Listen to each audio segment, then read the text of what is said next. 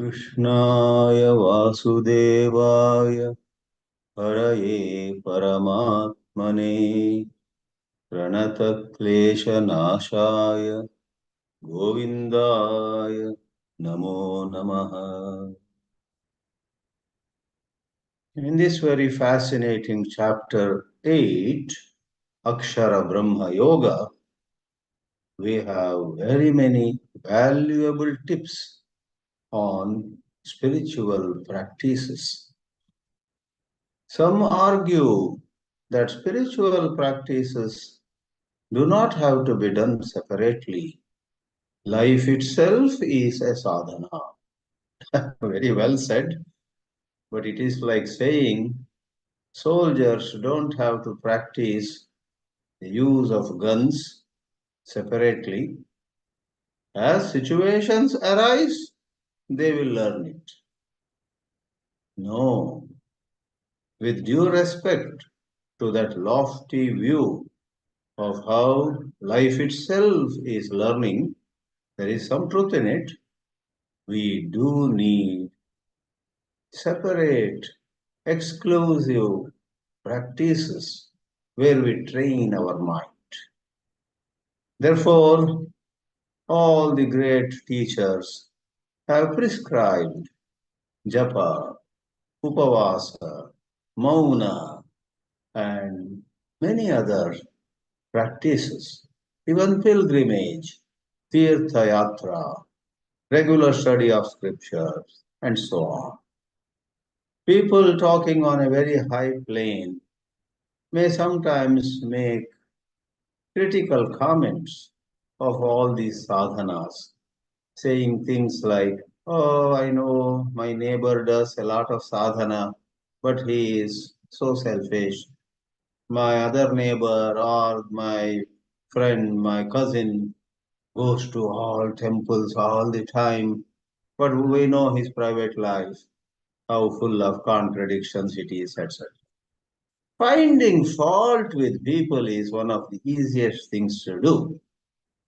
Well, if one does any of these practices with certain proper guidance and one performs them sincerely, the benefits are undeniable. Walking around, moving around on a day filled with a lot of movement itself is exercise, we don't deny. But 20 minutes of yoga, 10 minutes of pranayama on a daily basis can make a big difference. I can go on giving examples of things that you and I may do, sparing just half an hour or 45 minutes in a day, which can make a difference to us, which can, as though, tune the instrument called our body and mind. Like musical instruments are to be tuned a little bit. Next time you are at a concert, you may closely watch those who have tabla, those who have those stringed instruments, those who have any other musical instrument. Slightly tune it, set it up before they actually begin the practice. So, in that light, let us go back to where we left. In the ninth verse of the Bhagavad Gita, we had a great revelation or a great teaching by none else than Lord Sri Krishna. Quickly to refer to what we covered already, to spend just 2 minutes, the ninth sloka said, we must meditate at the time of death, and mind you, in order to meditate like this at the time of death, we need to meditate in that manner much before, so it comes naturally and easily while we are dying or leaving this body. We don't die, the body dies, but in a less strict language, we use the expression when we die. We don't die. We leave this physical body and go. The body dies, nobody dies. Therefore, Aditya Varnam Tamasa Parastha. Think of that great divine principle which is as bright as the sun, which is beyond all conceivable forms of darkness. With this, let's move on to the 10th verse. I guess we spent the whole last class on the 9th verse itself. Therefore, there is no need to elaborate again. In the 10th verse, Sri Krishna talks about the spiritual practice, where by doing it, every Jivatma, you and I, is sure to reach the highest spiritual principle. Prayana kale manasachalena bhaktya yukto yoga balena chaiva मध्ये प्राणमावेश्य सम्यक सतं परम पुरुषमुपैति दिव्यम्. A Trishtuk meter also, which began a verse before, adds an extra force. Many a time in scriptures like Bhagavad Geetā, we go through a number of verses which are in Anushtup, and then suddenly Vedavyasa, the author, changes the chandas, goes to Trishtup. And that change of meter also works on the reader, on the sadhaka, in several ways. Number one, the longer Trishtup has a greater poetic charm. Number two, just the changing of gear can bring to the reader a little bit of extra attention. Suddenly one has to look at the shloka more carefully. One cannot afford to be mechanical anymore. In addition, the longer meter provides for more content also. Longer the meter, more are the details which can be packed into a single shloka. So here we have the reference to a sadhaka. Saha, as the fourth line goes, tam paramam purusham upaiti, reaches the supreme being, Godhead, divyam, which is divine. Divya and divine have a certain semblance. Sanskrit word divya, English word divine, interestingly. Now, who is this sadhaka? The specific reference is to the time of death, though this sadhana very much applies to any other time. Prayana kale. As we have clarified umpteen times, this prayana, this travel, is not from Hyderabad to Chennai, it's not from Dallas to San Jose.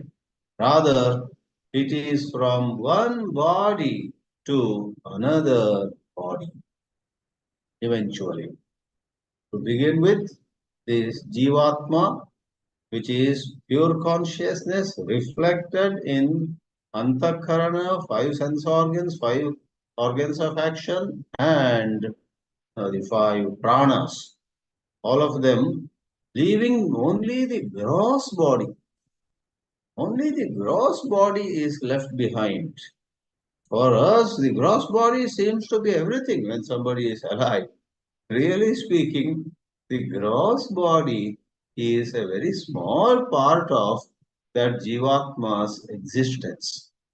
Next time a family member dies, please know that she or he has taken 90% of everything.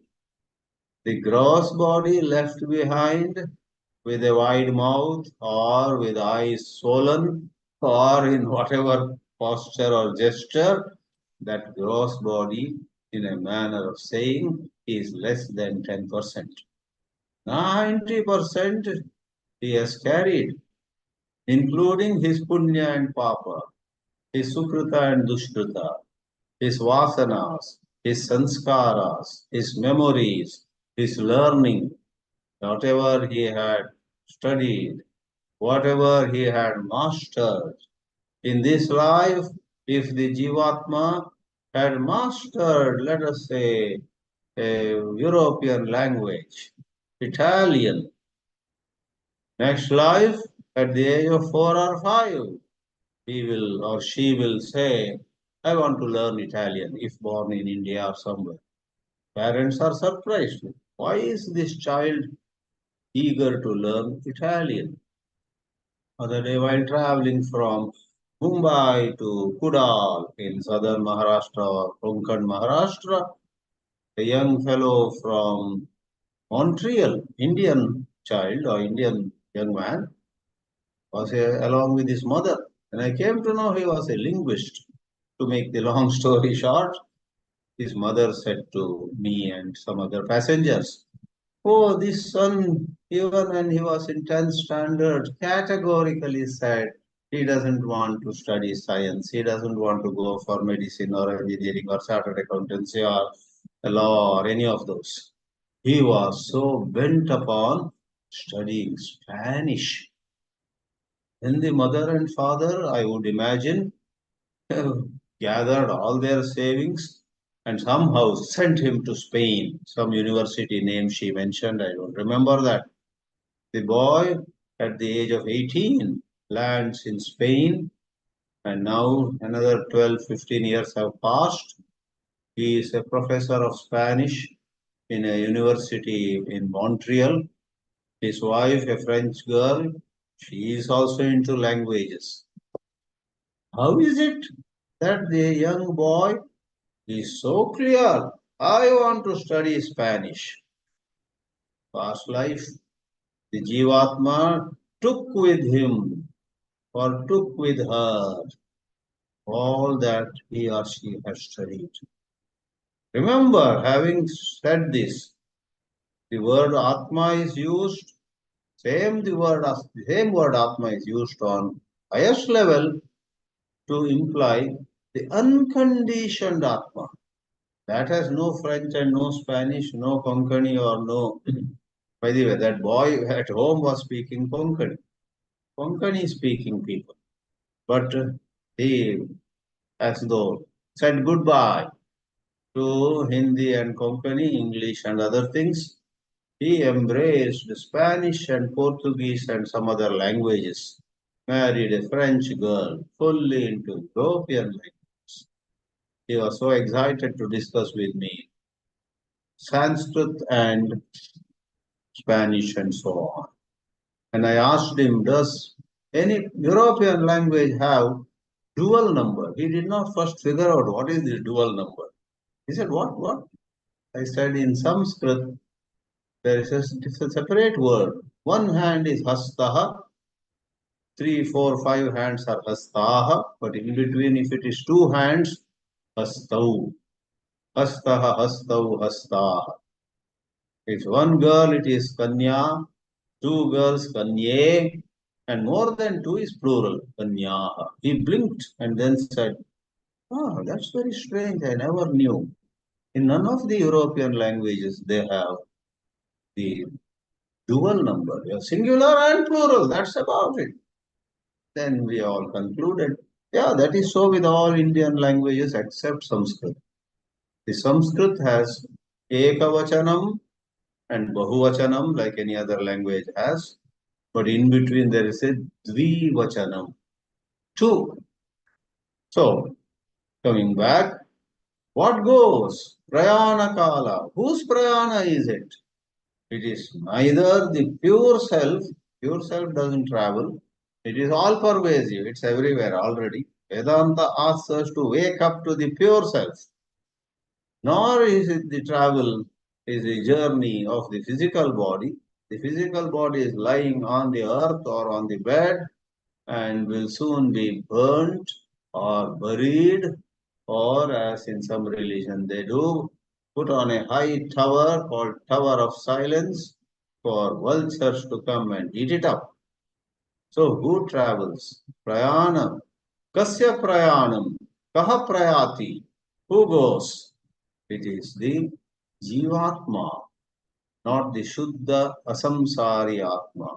At that time of travel, the sadhaka practices detachment from the body, from the bank balance, from the property he leaves behind. Let me tell you, not just the body, even the bank balance, the property, and many other things, all put together is only 10%. What the Jivatma carries is 90% of what he has. Manasa achalena. Sri Krishna's advice is for heaven's sake, let go of your unsteadiness. Chanchalatva. Most of us, knowingly or unknowingly, have permitted certain unsteadiness within us. We change our minds. We change our plans in matters related to others or in our own personal. We set the alarm for 4:30 a.m. At 4:25 we open our eyes and we realize 4:30 this fellow will make noise. We turn it off and sleep till 7 p.m. You had set the alarm with all intention to wake up early, and for that you went to bed also at 9:30 itself. With all that, the comfort of the bed or whatever sheer habit, bad habit, sleep on. Manas becomes chanchala. Lord Krishna makes an appeal. Achalena manasa. And not just single pointedness, fill your heart with devotion. Bhaktya yuktaha. And then uses a word which is terrific. And Shankaracharya gives a beautiful meaning for this yoga bala. Yoga balena yuktaha. Bhaktya yuktaha. Achalena manasa yuktaha. Yoga balena yuktaha. The word yuktaha goes with all the three. Endowed with a steady mind, endowed with devotion, endowed with yoga bala, the bala that is strength born of long spiritual practices and special experiences thereof. If you and I experience something, though on the higher plateau all experiences are within the domain of illusion, with due respect to that high plateau of Vedanta, in the sadhana, experiences do mean something. Even in mundane matters, if while going to some part of Chennai, some 5 years ago, you had dropped in at a restaurant and a certain delicacy there was superb. 5 years later, you did not go for that purpose to that part of T Nagar or Mailapur, but as you are passing through, you remember, ah, that adai, in Tamil Nadu, there is one preparation called adai. Wonderful. That adai at this restaurant is superb. So, though it was not in your plan, you park your cars some place, go and eat one adai and filter coffee and then proceed. Why?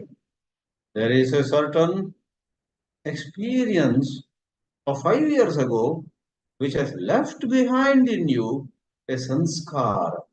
The adai here is oh so good. Likewise, you and I, as we live, practice love of God, as we practice contemplation on Vedanta, here and there we experience moments of bliss. And therefore, later on, it's much easier for us to get back to Vedanta contemplation or love of God, leaving behind so many worldly matters. We'll see what Yoga Bala means in the Shankara Bhāshya. Lord Krishna sprinkles a few more tips on the practice of yoga. a practice of spirituality. Bhruvor madhye, between the two eyebrows, fix your prana. Prana, breath. How can you fix breath in the middle of the two eyebrows? Don't take prana as breath here. It is your energy. It's your mental energy. It's your focus. Bring your focus to the midpoint of the two eyebrows. Brow of English, and brew. Brew becomes bruoho, sixth case dual. Bruvor madhye pranamavekshya samyak, a very nice way. You do this, and then journey is going to take you to the highest Purusha. Bhagavan Bhashyakara, Adi Shankaracharya, or Adya Shankaracharya in better grammar says Prayana Kale means Marana Kale. Manasa Achalena means Chalana Varjitena. Chalana is moving here and moving there. I had a friend when I'm doing brahmachari course in the Pavai ashram. He used to confess. He was from Andhra Pradesh. In those days, life was very simple.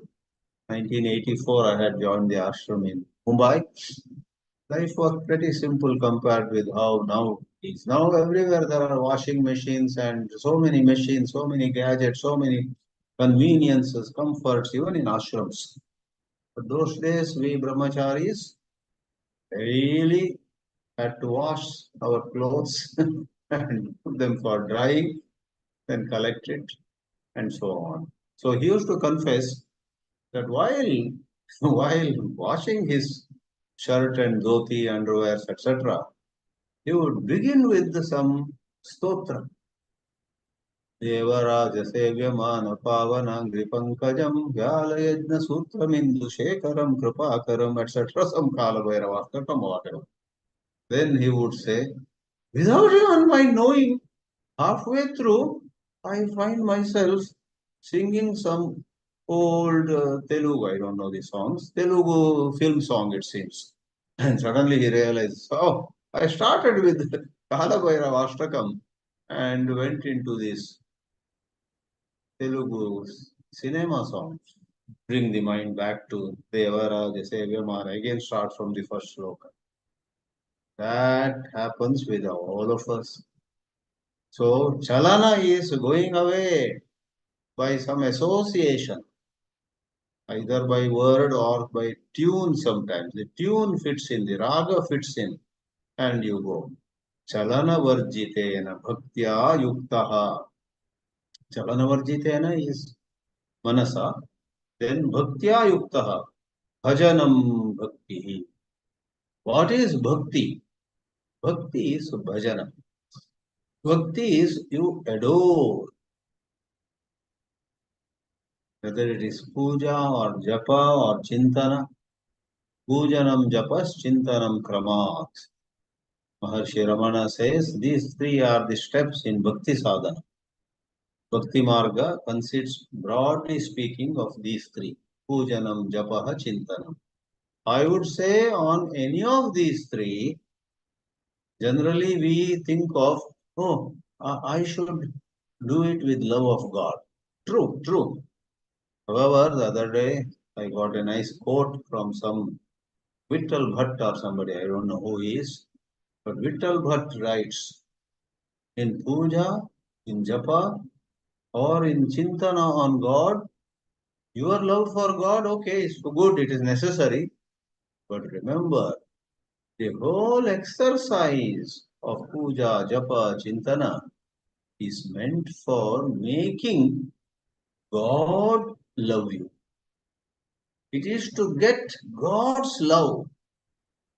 The way he put it was very effective. He says in puja you have a sankalpa. Normally it goes very long. Mamo Pata Samasta Durataksha Bhardwara etc. And Titi Nakshatra, all that is mentioned. Then at some point it is said, Parameshwara Prityartham. Your Priti is, of course, what you may do, 2 cents. But Parameshwara should have preeti for you by whatever you are doing. Parameshwara, in a manner of saying, looks at you in a side glance. Ah, this lady is doing puja so nicely, and he likes it. Parameshwara Prityartham. So, Bhajanam Bhakti, our 2 cents of bhakti, open the vaults of Parameshwara, God's 98 cents of bhakti. Here it's not bhakti, it is priti. Parameshwara Prityartham, but it's essentially of the nature of love. Yoga balena yuktaha. What is yoga bala? Yoga bala, Shashti Tatpurusha, yogasya bala. It's the strength of yoga. But what is yoga? What is bala? Yoga is those spiritual practices, karma or bhakti, yoga or jnana or any other combination, samadhi sanskara prachaya janita chitta stairyam. Samadhi sanskara prachaya, that much is the practice. Again and again, as they say, beg, borrow or steal, by hook or crook, by some means, kenapi upayena, you turn your mind inward, that is samadhi. It goes inside and settles, and that leads to jayate. It leads to certain sanskara, certain impression. Ah, how nice this is. I should meditate more. Even today I was thinking of skipping it. Then I thought, let me meditate for 5 minutes, and it is so wonderful. Why do I skip meditation? One thinks. One is enjoying the quietude with no external sense objects, no bank balance to make you happy, no noticing of stocks going up where you had invested, no ice cream on your mouth, nothing. On the contrary, you are sitting one fine afternoon in a room which is so hot. No AC and power has failed, no fan also is not running. Who cares? When the mind has turned inward, you have such samadhi ja sanskar, certain deep appreciation of the inner bliss has happened. Prachaya, and that collects prachaya, sanchaya, not once or not twice. You and I may not experience it daily, but even if 3 or 4 times in a year we had experienced, that leads to a collection. And Janita, from that is born Chitta Stairya, the mind which was Astira, which was Chanchala, which was Durbala, Mati Durbalatvam, Durbalamati, now becomes Stira, Achala, Samartha, Balavat. Manaha becomes Balavat with strength. Yoga Balam. What a beautiful definition. Those of you who are fond of writing articles or giving short talks, just talk about Yoga Bala. Expand on the Samadhi, Samskar, Prachaya, Janita, Chitta, Stairyam. The certain steadiness, certain strength you find in your own antakarana, which was not seen before. You yourself are surprised. You pat yourself on the back. Not bad. I never thought I would arrive here in this lifetime. Ah, today I have done well. Don't indulge much in that thought, but that thought will arise, of course. Should not get attached to anything. Go ahead, go ahead. Yoga bala, that is yoga bala. Tena yukta ityartaha. So the way you do it is purvam hridaya kundi kundarike vashikritya chittam. Make your mind turn inward, get control over it, fix it in the lotus of your heart. Tataha urdvagaminya nadya, by the path, nadi. Nadi is a invisible path. It's neither the blood vessel nor the nerve as today's anatomy taught. Nerves carrying signals from or to the brain, blood vessels, arteries or veins carrying or bringing blood from the heart. No. Nadi are a third category. No dissection will help anybody to see the nadi. Oh, here is Sushumna. No, you can't. Sushumna, Ida, Pingala, and another 72, another 7200, another 72,000, whatever. That nadi vyavastha is not visible. And there is a urdhvagamini nadi. And the energy in you goes through that, rises, the subtle energy. Bhumi Jaya Kramena. Bhumi Jaya is a technical expression which is especially given by Patanjali. So in Patanjali's Yoga Sutras, you have 4 chapters, as you know. They are called padas. Samadhi pada with some 51 sutras. Then you have sadhana pada, which is 55 sutras. The third pada is called vibhuti pada with 56 sutras. Then there is a fourth pada, Kaivalya pada, which is only 34. Altogether, while Bhagavad Gita has 700 verses, Patanjali's Yoga Sutras have only 196 sutras. And this Bhumi Jaya, to quickly mention, as Swami Sachidanandendra Saraswati writes in his Tippanam. Tippanam means a footnote. He writes in 3.6. So what is 3.6? Tasya bhumishu viniyogaha. So there is a certain light of knowledge that rises in you. Prajna alokaha, the previous sutra says. And that light of knowledge gets employed in stages. Bhumishu. Bhumi means stages here. And in the literature related to Yoga Shastra, there is constantly a reference to Bhumi Jaya. You conquer higher and higher stages of your own inner development. Tasya Bhumishu Viniyogaha is the 6th sutra in the 3rd pada, namely Vibhuti pada. Tajjayat Prajnalokaha, number 5, and Tasya Bhumishu Viniyogaha, number 6. Then it goes over to Tasya or Trayam Antarangam Purvebhyaha and so on. So this Dharana, Dhyana, Samadhi are talked about. So in a certain context, Patanjali uses the expression Bhumi. So you go to a higher level, stabilize yourself there. Then you go to a higher level, even higher level, and stabilize yourself, like climbing a ladder. Go to the higher rung. Once you are confident you are okay there, then go to the next one. And don't slip back, don't slide back. Like that. So we have the Bhāshya talking about Bhumi Jaya Kramena. Right? Bhumi Jaya Kramena, then Shankaracharya takes it. Sri Krishna has not used the word Bhumi Jaya Kramena. This is Bhāshya. Adi Shankara's expression added.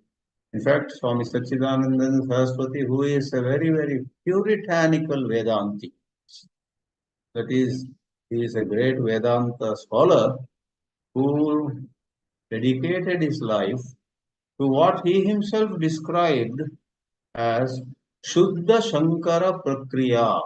One of his books is titled Shuddha Shankara Prakriya Bhaskara. Bhaskara is the sun that illumines. So that book was supposed to illumine the purest interpretation of Shankara's Bhashyas, without accepting certain interpretations, even if those interpretations had become widely received for many centuries.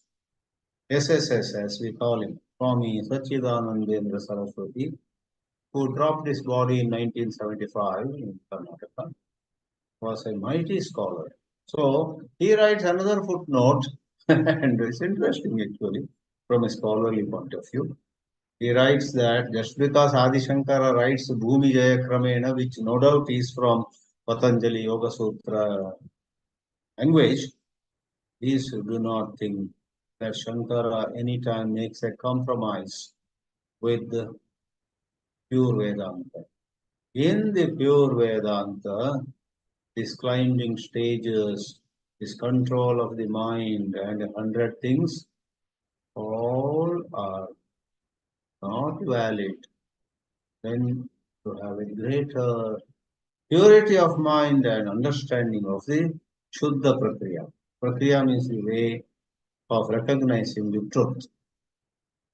Vedanta Pratyabhijna is another expression he uses. Pratyabhijna also means to recognize. This is I. I am this. To recognize yourself here. Somewhere else, it is recognizing somebody else. When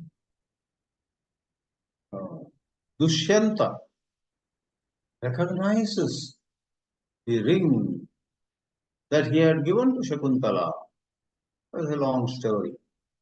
And it fell into a river, and then the fish ate it, and then a fisherman got that ring. Then he brought it to the king, and when King Dushyanta sees that ring which you put on your finger, he, number one, recognizes that ring. Oh, this was my ring which I highly loved, and I had given it to Shakuntala. And some Rishi's curse it must have been. I forgot Shakuntala, I forgot the ring. I came back to my kingdom and I have been ruling the kingdom. Looking at this, I recognize the ring and I remember Shakuntala. So that whole story, when Kalidasa wrote in the form of a kavya, he titled it not Pratyabhijnana, but he uses the word Abhijnana Shakuntalam. How Dushyanta eventually accepts Shakuntala. When Shakuntala came to his court, don't you recognize me? Don't you remember me? We met in the forest. He just blinks and says, any woman can come and claim like this. Go away. Don't waste my time. Terrible. But later on, Abhijnana Shakuntala. But Pratyabhijnana, I'm not very sure how exactly the Upasarga Prati brings that additional meaning, but it's about recognizing our own true nature. Vedanta Pratyabhijna is the word used. Anyway, the clarification that Sri Satchidanandendra Saraswati makes here is Shankara, upon reaching the higher plateau, maintains the position uncompromisingly that Samyak Darshana, seeing rightly, is independent in blessing us with liberation. There is no question of joining hands with karma or some sort of Dvaita Bhakti. No question of joining hands with yoga. It is not a joint venture. Mukti is not the outcome of a joint venture. It's not a lock with two keys. Some karma and some jnana. Some bhakti and some jnana. No. Jnana evatu kaivalya. Samyak darshana matrena. By seeing rightly. So SSS makes a hasty or hurried clarification. Such portions from the Shankara Bhāshya are not to be mistaken as an endorsement of how Shankara also in his heart of hearts thought of yoga and Vedanta going hand in. Yoga, bhakti, karma and so many things can all be a part of Chitta Shuddhi. Chittasya Shuddhaye karma natu vastupalabdhihi. Vastu Siddhir Vicharena, says Shankaracharya in Viveka Chudamani. So Bhumijaya Kramena Bhruvor Madhye Pranamaveshya Stapayitva Samyak means Apramattaha. You and I need to develop greater and greater alertness. Don't take sadhana lightly. If you take sadhana lightly, same Vittal Bhatt, I don't know who he is, but I get his quotes. Says, if you take sadhana lightly, your life will have serious complications. Serious complications in life. If you take sadhana seriously, big problems of life will become light for you. You say, so what? Somebody says, a new law takes away half your property away. Oh, is that so? Let's talk about it later. Let me complete my japa. You will be in japa. Half a crore gone, but you take it light. What appears grave otherwise becomes light because your sadhana is so good. Whereas if you take sadhana lightly, then half a crore not needed. Just internet is so down and you are so agitated. Two mosquitoes have entered your bedroom and you take the hand to your head and say, how unlucky I am, can't even sleep properly, how to drive away these. It's become two mosquitoes destroy your mental peace because your general sadhana is so poor. You have been living a flippant life. So, apramattaha means you don't have to look tense or serious outwardly. Inwardly, you should not allow this world to take you for a ride. Apramattaha. Pramatta means falling for pramada. Apramattaha. Apramattena vedhavyam sharavat tanmayo bhave. It's a beautiful line in Mundakopanishad. Sa evam vidwan yogi Kavit Purana Vityadi Lakshanam Tam Paramam Purusham or Param Purusham Upaiti Pratipadyate. Divyam is the last word of the shloka. And Shankara explains it. Divyam means Yotanatmakam. Because somebody may say Divya means in the heaven, some place, some location. That is all lower interpretations. The higher interpretation of Divya is that which is of nature of light, splendor, clarity, steadiness, inner radiance. You feel it when you have it. You know it when you have it. So, Divyam, Yotanatmakam.